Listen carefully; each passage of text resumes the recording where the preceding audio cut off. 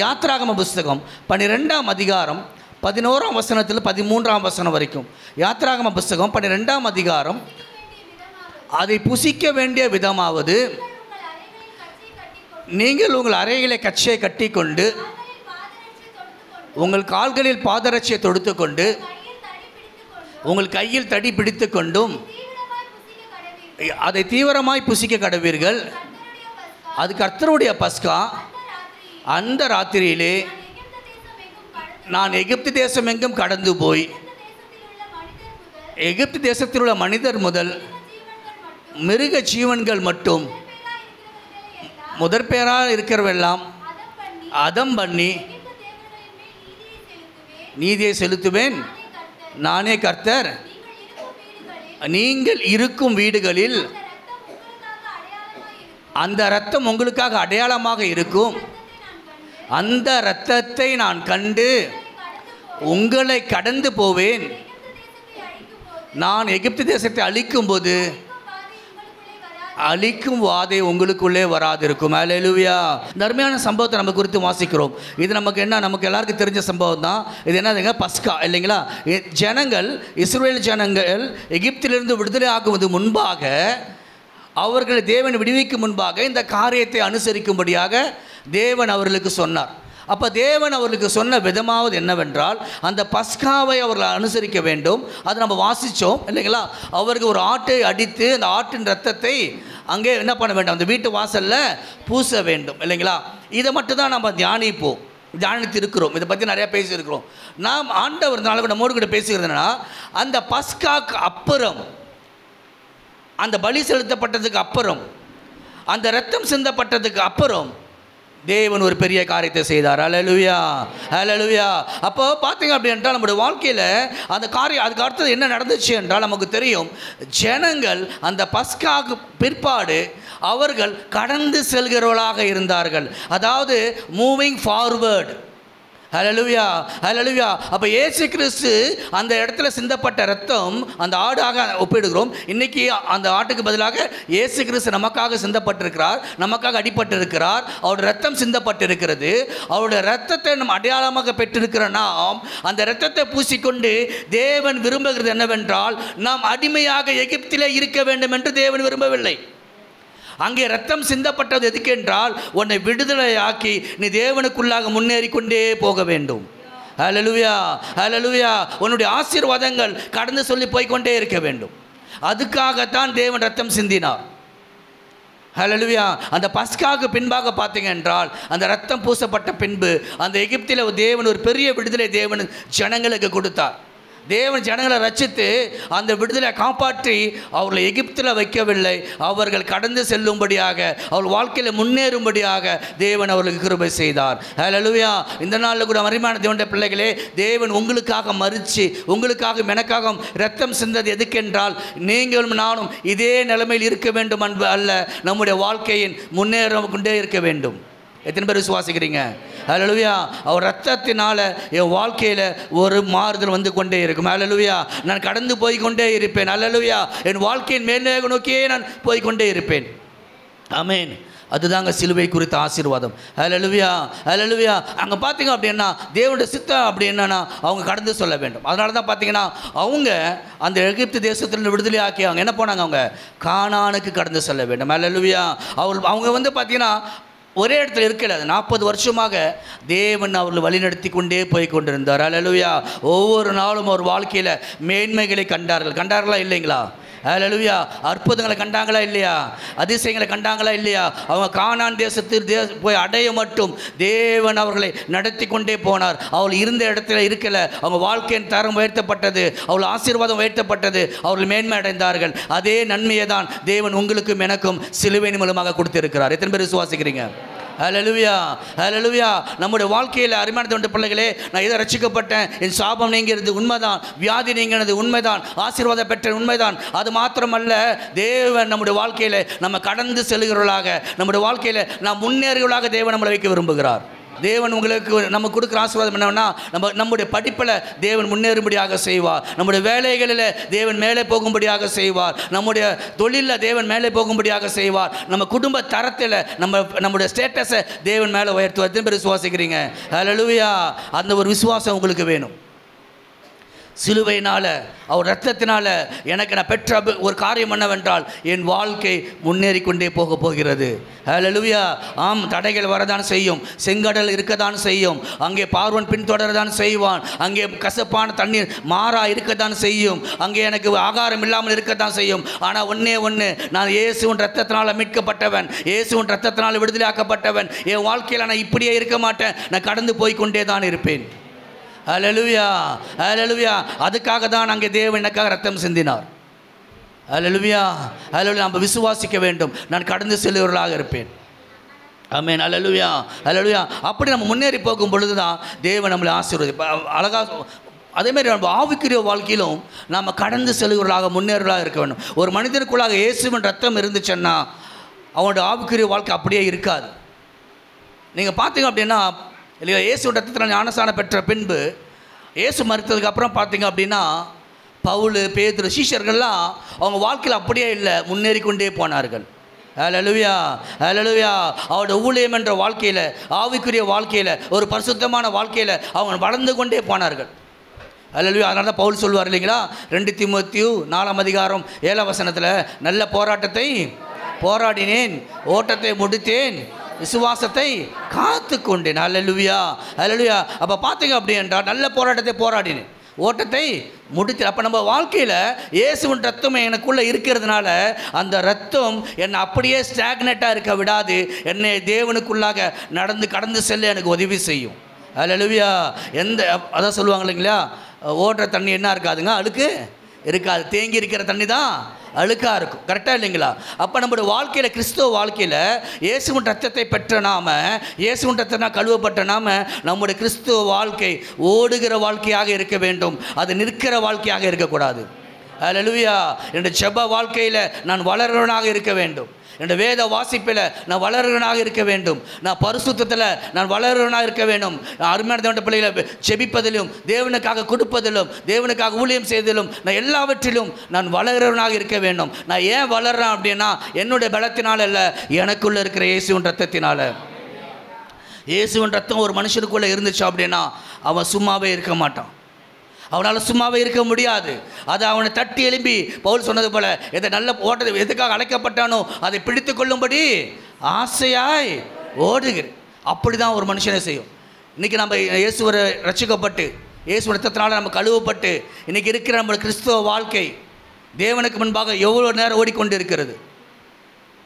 உங்கள் கிறிஸ்துவ வாழ்க்கையில் நீங்கள் ஓடிக்கொண்டிருக்கிறீங்களா, இல்லை ஒரே இடத்துல இருக்கிறீங்களா? நான் 10 வருஷத்துக்கு முன்னாடி எப்படி ஜெபம் பண்ணனோ அப்படியே தான் நான் ஜெபிக்கிறேன் அப்படி என்றால் என் வாழ்க்கையில் ஒரு முன்னேற்றம் இல்லை, என் வாழ்க்கையில் நான் கடந்து போகவில்லை, நான் ஒரே இடத்துல தான் இருக்கிறேன்.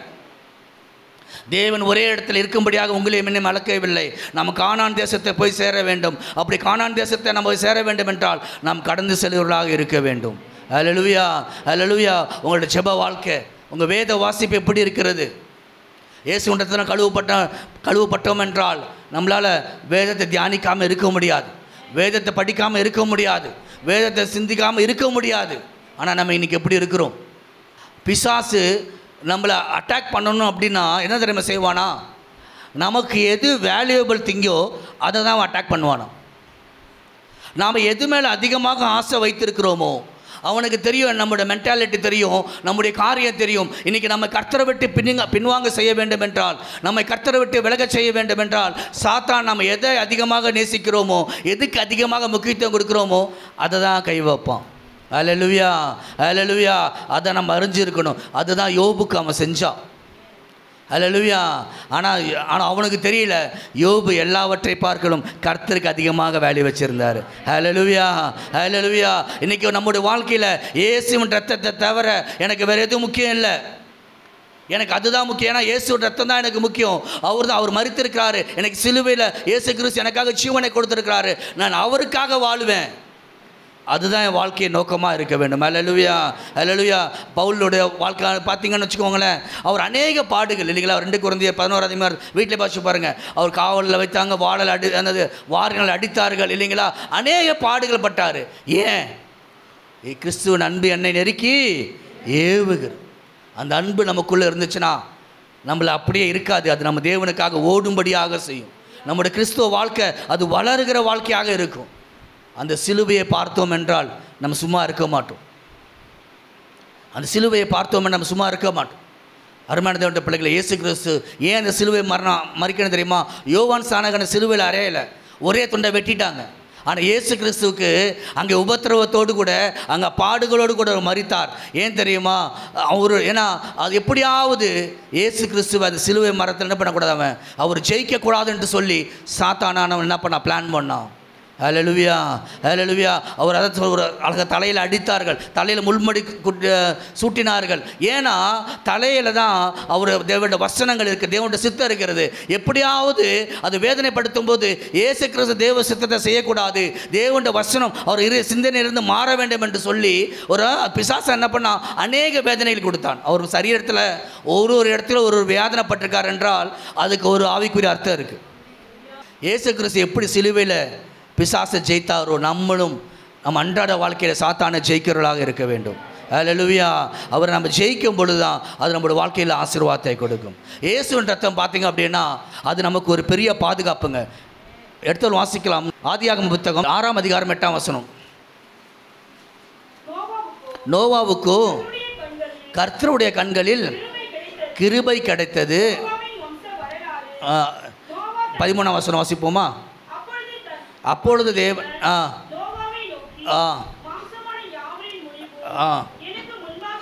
எனக்கு முன்பாக வந்தது, அவர்களாலே பூமி கொடுமையாக நடந்தது. நான் அவர்களை அழித்து போடுவேன்.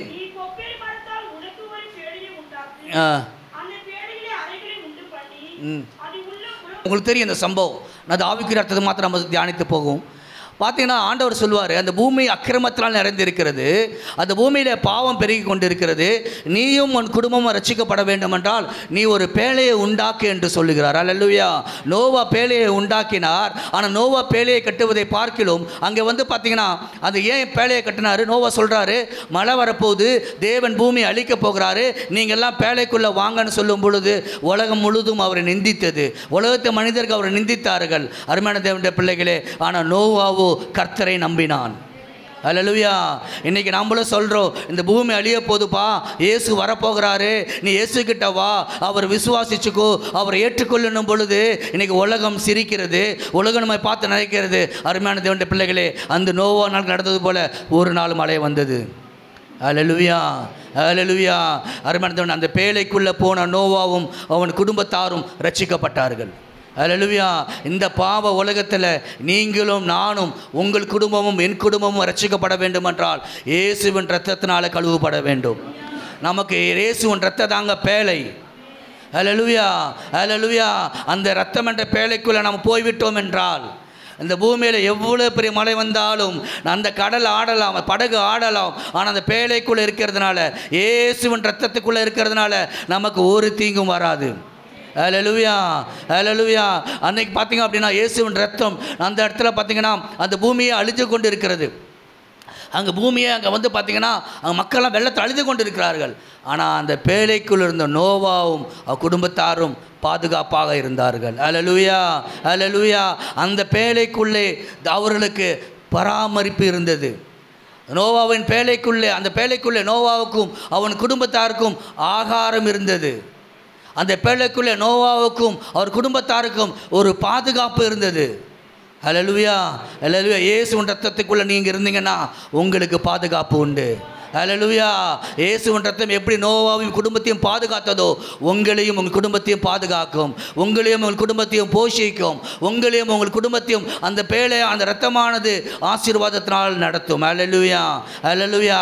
அந்த பேழையானது அந்த பெரிய அந்த அந்த அந்த பூமியில் இருக்கிற அந்த தண்ணீர் வற்றி போகும் மட்டும் அந்த பேழை அவர்களை பாதுகாத்தது. அல்லேலூயா. இந்த பூமியில் நமக்கு உபத்திரம் உண்டு, போராட்டம் உண்டு, கஷ்டம் உண்டு, தொல்லை உண்டு. அருமையான தேவனுடைய பிள்ளைகளே, நீங்களும் நானும் தேவனுடைய பேழைக்குள்ளே இருக்கிறதுனால, அவருடைய பேழைக்குள்ளே, அவர் ரத்தத்துக்குள்ளே இருக்கிறதுனால நமக்கு எந்த தீங்கும் வராது. அல்லேலூயா, அல்லேலூயா. ஆனால் ஒன்றே ஒன்று, அந்த பேழைக்குள்ளே இருக்கும் பொழுது நோவாவும் அவன் குடும்பத்தாரும் வெளியே என்ன நடக்குதுன்னு தெரியாது, எங்கே போகிறேன்று தெரியாது, வாழ்க்கை எப்படி முடியும் என்று தெரியாது. ஒன்றே ஒன்று, கர்த்தரை நம்பினார்கள். அல்லேலூயா, அல்லேலூயா.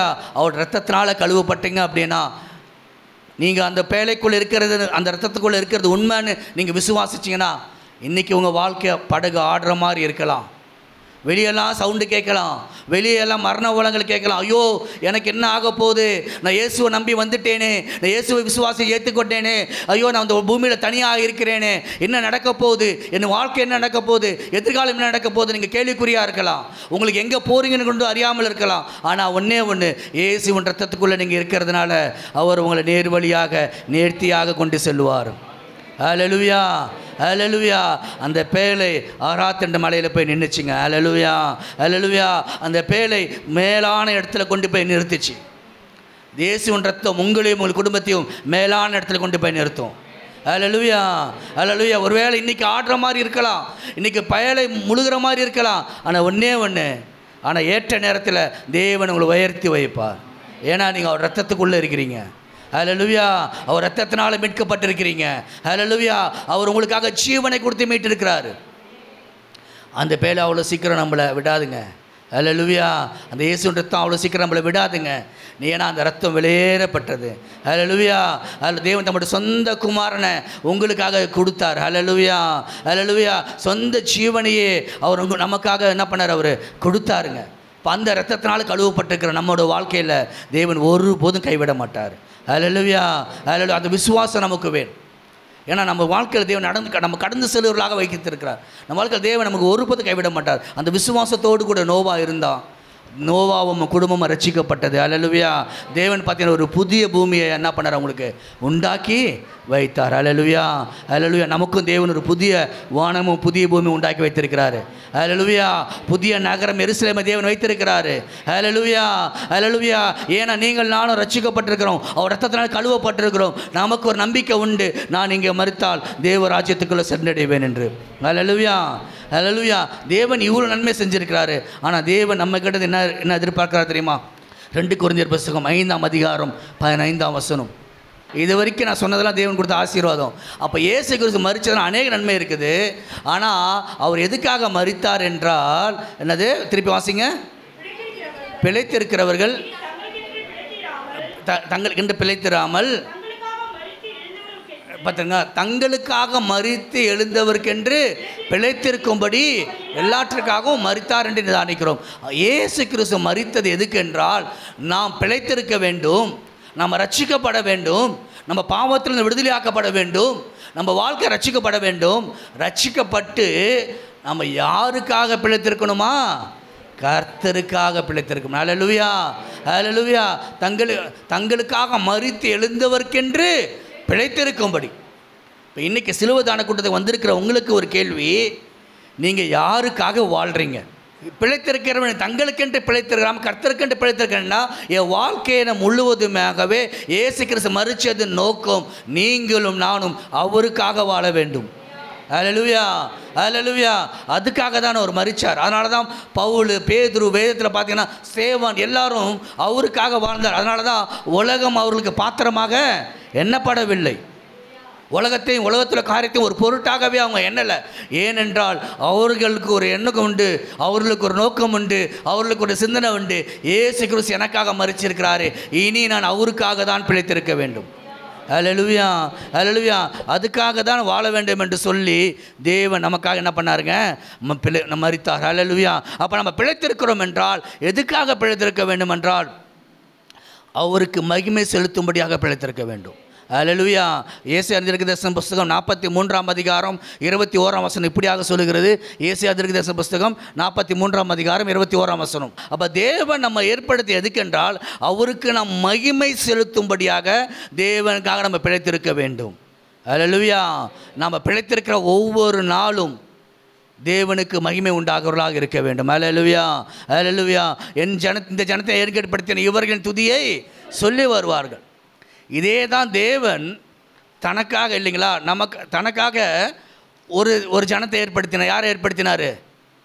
தன்னை மகிமைப்படுத்தும்படியாக, தன்னை தொழுது கொள்ளும்படியாக ஆதாம் ஏவாளை ஏற்படுத்தினார். ஆனால் அவர்கள் என்ன பண்ணாங்க? தேவனுக்கு மகிமை செலுத்த வேண்டிய அவர்கள், தேவனை மேன்மைப்படுத்த வேண்டிய அவர்கள், தேவனை மகிமைப்படுத்த வேண்டிய அவர்கள் சாத்தானுடைய வார்த்தைக்கு கேட்டு அவனுடைய வார்த்தைக்கு கீழ்ப்படிந்ததுனால தேவனுக்கு மகிமை அற்றவர்களானார்கள். அல்லேலூயா. தேவனுக்கு புகழ்ச்சியை உண்டாக்க வேண்டியவர்கள், தேவனுக்கு மகிமை செலுத்த வேண்டிய ஆதாம் ஏவாள் தவறு செய்ததுனால அவள் தேவனுக்கு மகிமையாக இல்லாமல் போனார்கள். இன்றைக்கி அதே தான் தேவன் இன்றைக்கி உங்களையும் என்னையும் தேவன் இன்றைக்கி மறுபடியாக ஜெனிப்பித்திருக்கிறார், மறுபடியாக உயிர்ப்பித்திருக்கிறார். ஏன் தெரியுமா? நீங்களும் நானும் அவருக்கு மகிமையாக வாழ வேண்டும். இனி பிழைத்திருக்கிறவர்கள் இனி தங்களுக்கென்று பிழைத்திராமல் நம்ம அவருக்காக வாழ வேண்டும். அப்போ அவருக்காக வாழ வேண்டும் என்றால் என்னுடைய வாழ்க்கையில் ஒவ்வொரு நாளும் அவரை நான் மகிமைப்படுத்துகிறவனாக இருக்க வேண்டும். அல்லேலூயா. என்னுடைய வார்த்தையின் கிரியைகள், என் பேச்சுகள், என் சிந்தனைகள் எல்லாவற்றிலும் நான் தேவனை மகிமைப்படுத்துகிறதாக இருக்க வேண்டும். அல்லேலூயா. அப்படி நான் தேவனை மகிமைப்படுத்தலாம் இருக்கும் பொழுது தான் அதுதான் என் வாழ்க்கைக்கு என்ன பண்ணும்? ஆசீர்வாதமாக இருக்கும். அல்லேலூயா, அல்லேலூயா. அழகாக வசனம் சொல்வார். அந்த இயேசு கிறிஸ்துவை பற்றி தேவனே சாட்சி சொல்வார் இல்லைங்களா? மத்தேயு புத்தகம் 3ஆம் அதிகாரம் 17ஆம் வசனம் வாசிங்களா? மத்தேயு புத்தகம் 3ஆம் அதிகாரம் 17ஆம் வசனம். அன்றியும் வானத்திலிருந்து ஒரு சத்தம் உண்டாகி, இவர் என்னுடைய நேசகுமாரன், இவரில் நான் பிரியமாக இருக்கிறேன் என்றார். அல்லேலூயா. நான் இயேசுவை பார்த்து பிரியமாக இருக்கிறேன் என்று சொன்னதுக்கு காரணம், இயேசு தனக்காக வாழாமல் பிதாவின் சித்தத்துக்காக வாழ்ந்தார். அல்லேலூயா, அல்லேலூயா.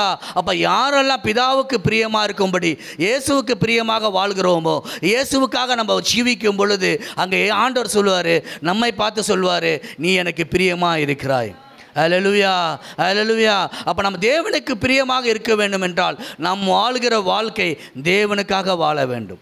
அதுக்காக குடும்பத்துக்காக வாழ வேணாமா, நான் வேலைக்கு போக வேணாமா, நான் சம்பாதிக்க வேணாமான்னு சொல்லலை. அதெல்லாம் கேட்டிங்கன்னா அதெல்லாம் செய்யணும். நீங்கள் அந்த வேலை செய்கிற இடத்துலையும் தேவனுக்கு மகிமையாக இருக்கணும். உங்கள் குடும்பத்தில் இருக்கிற இடத்துலையும் தேவனுக்கு மகிமையாக இருக்கணும். உங்கள் பிள்ளைகளை வளர்க்குறதில் நீங்கள் தேவனுக்கு மகிமையாக இருக்கணும். நீங்கள் ஆலயத்தை வருகிறதில் தேவனுக்கு மகிமையாக இருக்கணும். நீங்கள் செய்கிற ஒவ்வொரு காரியத்திலும் தேவனுக்கு மகிமையாக இருந்தாலே நீங்கள் தேவனுக்காக வாழ்கிறீங்க. நீங்கள் யோசிச்சு பாருங்கள். நீங்கள் வேலை செய்கிறீங்க, வேலைக்கு போகிறீங்க, வேலை செஞ்சுட்ருக்கீங்க, அங்கே எந்த அளவுக்கு தேவனுக்கு மகிமையாக இருக்கிறீங்க? நீங்கள் 4 பேர் இடத்துல பேசுகிறீங்க, நீங்கள் பேசுகிற காரியங்கள், நீங்கள் கலந்து கொள்கிற காரியங்கள் தேவனுக்கு மகிமை உண்டாகுதா? நம்ம அவருக்காக வாழும் பொழுது தான் அது நமக்கு வாழ்க்கை ஆசீர்வாதமாக இருக்கும். அல்லேலூயா, அல்லேலூயா. அப்போ தானியேல் தேவனுக்கு பிரியமானவனாக இருந்தான். ஆண்டவர் சொல்லுவார், நீ எனக்கு மிகவும், ஆண்டவர் இயேசுக்கு பார்த்து சொல்லுவார் பிரியமானவன்னு. அடுத்து தானியேலை பார்த்து சொல்லுவார், நீ எனக்கு மிகவும் பிரியமான. ஏனென்றால் தானியேலுடைய வாழ்க்கை தேவனுக்காக வாழ்ந்தார். அல்லேலூயா. அங்கே அவருக்கு பாவம் செய்வதற்கான சூழ்நிலைமைகள் அநேக இருந்து கூட, நான் என்னை கரைப்படுத்தி கொள்ள மாட்டேன், ஏனென்றால் நான் பிரித்தெடுக்கப்பட்டவன், நான் இயேசுவின், நான் கிறிஸ்தவன். அல்லேலூயா. நான் இஸ்ரவேல் வம்சத்தான். அல்லேலூயா. நான் உடன்படிக்கைக்குரியவன். அல்லேலூயா. நான் இந்த பாபிலோனுடைய அருவருப்பை நான் புசிக்க கூடாது. நான் எனக்காக வாழ மாட்டேன், நான் ஆண்டவருக்காக வாழுவேன் என்று தானியேல் வைராக்கியமாக வாழ்ந்ததுனால தான் அவன் வேண்டிக்கொள்ள தொடங்கின பொழுதே விண்ணப்பத்துக்கு பதில் வந்தது. அல்லேலூயா, அல்லேலூயா. இன்றைக்கி நம்முடைய வாழ்க்கையில் கூட ஆண்டவர் உங்களையும் என்னையும் எதிர்பார்ப்பது, நீங்களும் நானும் அவருக்கு பிரியமானவர்களாக இருக்க வேண்டும். நம்ம அவருக்காக வாழ வேண்டும். நம்ம அவருக்காக வாழ்ந்தோம் என்றால் அதை தேவன் அவரது பிரியமாக ஏற்றுக்கொள்கிறார். அல்லேலூயா, அல்லேலூயா. அப்போ தானியேல் ஒரு வைராக்கியமாக வாழ்ந்தாருங்க. தானியேல் ஒரு தேவனுக்காக ஒரு பிரியமாக, ஒரு சாட்சியாக அவர் வாழ்ந்தார். இன்றைக்கி அவர் ரத்தத்தினால கழுவப்பட்டிருக்கிற நாம் எப்படி வாழ்கிறோம்? நம்முடைய வாழ்க்கை யாருக்காக வாழ்ந்து கொண்டு இருக்கிறோம்? நிறைய நேரத்தில் இன்றைக்கி வாலிப பிள்ளைங்க தங்களுடைய இச்சைகளை நிறைவேற்றும்படியாக, தங்களுடைய சந்தோஷத்துக்காக வாழ்ந்து கொண்டு இருக்கிறார்கள். இன்றைக்கி வாழ்க்கையில் நோக்கத்தை கேட்டு பாருங்கள். ரட்சிப்பு பண்ணி ஞானஸ்நானம் எடுத்திருப்பான், நீ ஆண்டவருக்காக வாழ்றியா மனுஷனுக்காக வாழ்றியான்னா நம்ம நிறைய நேரத்தில் மனுஷனுக்காக தான் வாழ்ந்து கொண்டிருக்கிறோம். நம்முடைய ஆசைகள் நிறைவேற்றும்படியாக, நம்முடைய இச்சைகள் நிறைவேற்றும்படியாக வாழ்ந்து கொண்டிருக்கிறோம். அருமையான பிள்ளை, ஆனால் இயேசு கிறிஸ்து நமக்காக அவர் எல்லாவற்றையும் இழந்தார். அல்லேலூயா, அல்லேலூயா. இப்போ நம்ம சிலுவையை நம்ம தியானத்துக்கு கூட வந்திருக்கிறோம் இல்லைங்களா? இயேசுவின் ரத்தத்தினால கழுவப்பட்டோம் என்றால் ஞானம் சாண பெற்ற நாம் ஒவ்வொருவரும் அவருக்காக வாழ்கிறவர்களாக இருக்க வேண்டும். இனி பிழைத்திருக்கிறவர் தங்களுக்கென்று பிழைத்திருக்காமல். அல்லேலூயா. இனி முன்னிலிருந்து நாம் ஒரு தீர்மானம் எடுக்க வேண்டும். நான் ஒவ்வொரு நாளும் நான் தேவனுக்காக வாழுவேன். அல்லேலூயா, அல்லேலூயா. ஒருவேளை நான் வேலை செய்யறது என்னுடைய கடமையாக இருக்கலாம், படிக்கிறது என்னுடைய கடமையாக இருக்கலாம், நான் வீட்டு வேலை செய்யறது என்னுடைய கடமையாக இருக்கலாம். ஆனாலும் நான் செய்கிற ஒவ்வொரு காரியத்திலும் நான் தேவனை மகிமைப்படுத்துவேன். அல்லேலூயா, அல்லேலூயா. ஏனென்றால் அவர் ஆதியில் ஆதாமை உண்டாக்கி தம்முடைய மகிமைக்காக அவனை உண்டாக்கினார். அவன் தேவனை மகிமைப்படுத்துவான், தேவனை துதிப்பான், தேவனுக்கு புகழ்ச்சி உண்டாக்குவான் என்று ஆதாம் ஏவாளை உண்டாக்கினார். ஆனால் அந்த மனிதன் ஆதாம் ஏவாள் தேவனுக்கு துக்கம் உண்டாக்கினான், தேவனுடைய திட்டத்தை நிறைவேற்றவில்லை. அது அந்த ஆதாமை போல தான், அந்த ஆதாமை செய்த பாவத்திலிருந்து உங்களும் என்னை மீட்கும்படியாக தான் இயேசு கிறிஸ்துவே இந்த பூமிக்கு வந்தார். அல்லேலூயா.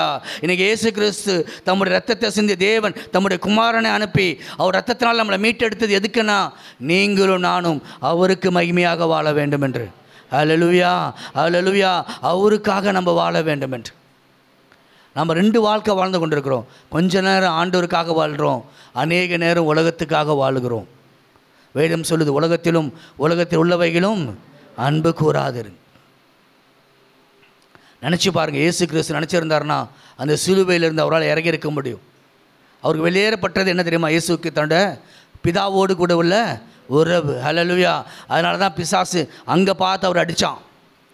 எப்படியாவது இயேசு கிறிஸ்து அந்த சிலுவையிலிருந்து இறங்கி வந்துடுவார், மறிக்க மாட்டார் என்று நினச்சி தான் அவ்வளோ சித்திரவதை பண்ணான். ஆனால் இயேசு கிறிஸ்து எல்லாவற்றையும் உங்களுக்காக எனக்காக சகித்தாருங்க. அல்லேலூயா, அல்லேலூயா. ஏனென்றால் நீங்களும் நானும் நித்திய ஜீவனை பெற்றுக்கொள்ள வேண்டும். அல்லேலூயா, அல்லேலூயா. அந்த இரத்தம் என்ற பேழைக்குள்ளே நீங்களும் நானும் இருக்கும் பொழுது அந்த பேழையினால் தேவன் அந்த நோவாவுக்கு ரட்சிப்பு கொடுத்து அவரை புதிய பூமிக்குள்ளாக கொண்டு வந்து அவரை ஆசீர்வதித்து நோவாவை பெருக பண்ணினார். அல்லேலூயா, அல்லேலூயா. இன்றைக்கி நம்முடைய வாழ்க்கையும் தேவன் ஆசீர்வதிப்பார். எப்போ தெரியுமா? நீங்கள் அவருக்காக வாழும் பொழுது. அல்லேலூயா, அல்லேலூயா. தனக்காக வாழ்ந்து கொண்டிருந்தார் பேதுரு, இல்லைங்களா? இயேசு கிறிஸ்து மரிச்சார் தெரிஞ்ச உடனே மீன் பிடிக்க போயிட்டார். தன் குடும்பத்துக்காக வாழ்ந்து கொண்டிருந்தார் பேதுரு. ஆனால் அந்த பரிசுத்த ஆவியை பெற்ற பின்பு, பரிசுத்த ஆவியின் ஞானஸ்நானம் பெற்ற பின்பு அவரோட வாழ்க்கை மாறிச்சு. அல்லேலூயா. நாளைக்கு என்னை சாகடிக்க போகிறாங்கன்னு தெரிஞ்சு கூட அந்த நைட்டை நிம்மதியாக தூங்குகிறார். அல்லேலூயா. பவுலும் சீலாவும் கட்டு வைத்து அடித்தார்கள், ஆனால் அவர்கள் பாடி தேவனை துதித்தார்கள்.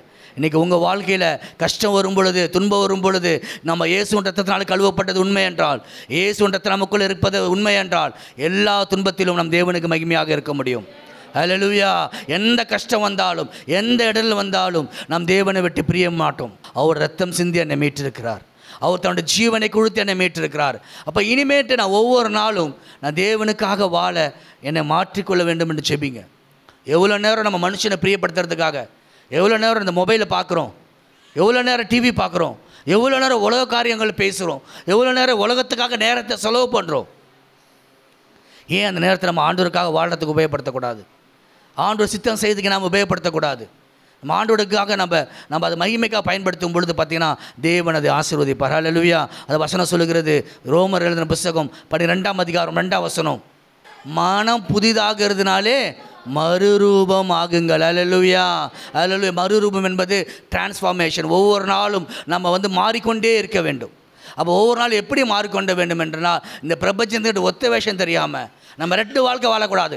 21 நாள் சிலுவை தானத்து கூட்டத்துக்கு வந்தால் நான் சிலுவை பற்றி யோசிப்பேன், அது ஈஸ்டருக்கு அப்புறம் எனக்கு சிலுவைக்கு சம்மந்தம் இல்லை, இல்லைங்களா? நான் சிலுவை பற்றி சர்ச்சுக்கு வந்தால் பரிசுத்தமாக இருப்பேன், வெளியே போனால் எனக்கும் சிலுவைக்கு சம்மந்தம் வாழக்கூடாது. எப்பொழுதும் நம்ம சிலுவையை நம் சுமக்கிறவர்களாக இருக்க வேண்டும். அல்லேலூயா. நம்ம இருதயத்தில், நம்ம உள்ளத்துக்குள்ளே, நம்ம சிந்தனைக்குள்ளே அந்த சிலுவையின் சிந்தனை நமக்குள்ளே இருக்கவே இருக்க வேண்டும். அல்லேலூயா, அல்லேலூயா.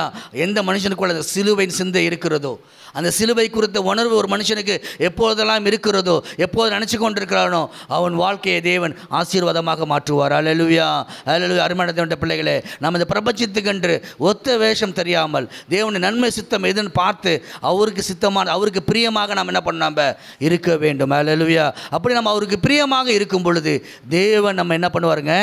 ஆசீர்வதித்து உயர்த்துகிறவராக இருக்கிறார். தானியேலை தேவன் ஆசீர்வதித்து உயர்த்தினார். எப்படின்னா அவன் தேவனுக்கு பிரியமாக வாழ்ந்தான்.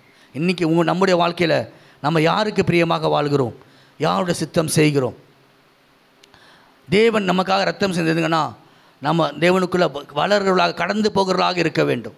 நம்முடைய ஆவிக்குரிய வாழ்க்கையில் கடந்து போகிறவர்களாக இருக்க வேண்டும். என் வாழ்க்கையில் ஒருவேளை நான் இது வரைக்கும் எனக்காக வாழ்ந்தேன், இனிமேட்டு நான் தேவனுக்காக வாழுகிறவனாக என் வாழ்க்கையை மாற்றிக்கொள்ள வேண்டும். அப்படி நம்ம தீர்மானம் எடுத்து நம்ம வாழும்போது தான் அது நமக்கு ஆசீர்வாதமாக இருக்கும்.